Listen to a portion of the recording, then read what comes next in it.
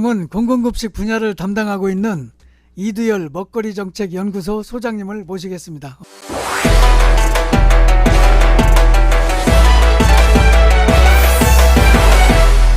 그러면 이번 주 공공급식 뉴스를 전해주시죠.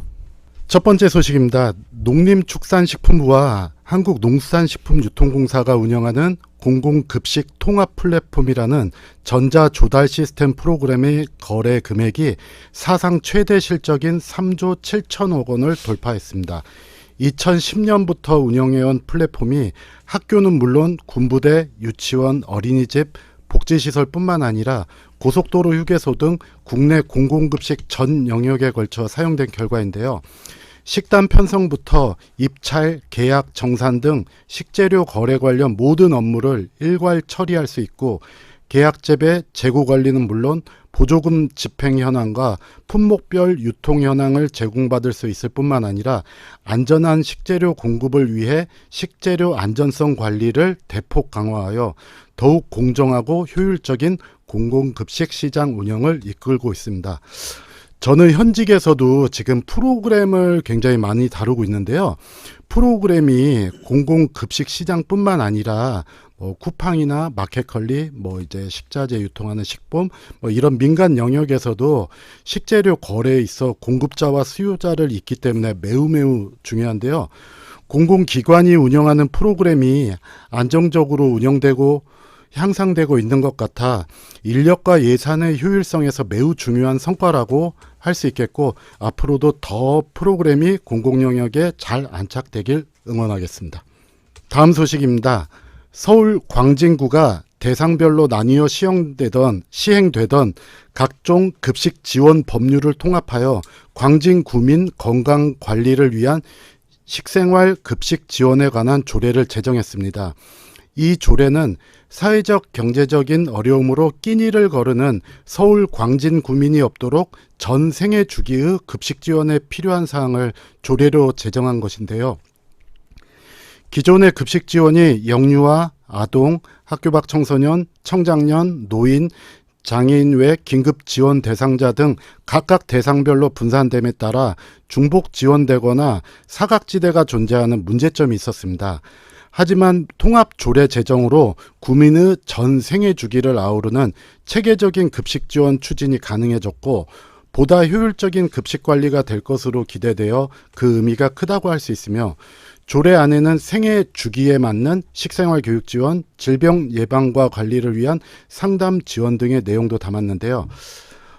제가 조례 내용을 보니까 조례 내용과 이제 다른 광진구의 조례를 봤는데요. 한 가지 아쉬운 점은 이 통합 조례 제정만으로도 의미가 크긴 하지만 이 조례의 주무부서는 보건정책과 생활보건팀이 맡아 장단점이 있을 것 같고요. 이 조례 외에도 아동청소년과의 아동급식 조례, 교육지원과의 친환경 학교급식 조례가 아직 남아있는 것 같아서 완전 통합은 아닌라는 아쉬움이 있었습니다. 물론 무조건적인 통합이 좋은 것만은 아니지만요.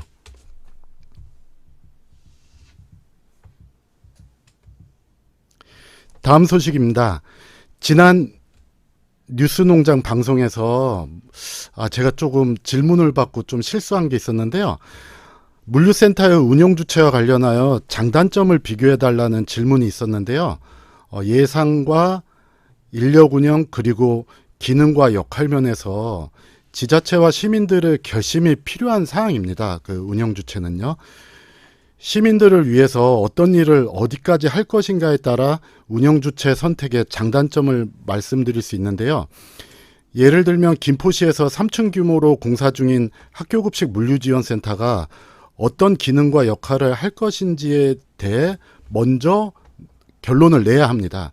건물 이름처럼 학교 급식만 할 것인지 아니면 공공급식도 할 것인지 지역 농산물 유통까지 할 것인지 청양군이나 강원도 춘천시처럼 먹거리 소외계층에게 반찬이나 식재료도 공급할 것인지 아니면 시민 전체의 먹거리를 통합 지원할 것인지를 먼저 행정조직과 시민들이 합의를 해야 합니다.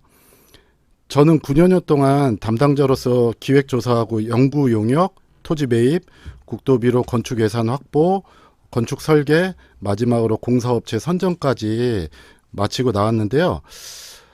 제가 9년 동안 느낀 것은 학교 급식은 시작일 수밖에 없고 점차 시민들의 요구는 늘어날 수밖에 없기 때문에 어린이집, 유치원, 그리고 각종 사회복지시설 등으로 지원 대상이 확대되어 결국에는 기능과 역할이 시민 먹거리까지 확대되어 통합 지원하는 센터로 변경될 수밖에 없다고 생각을 했거든요.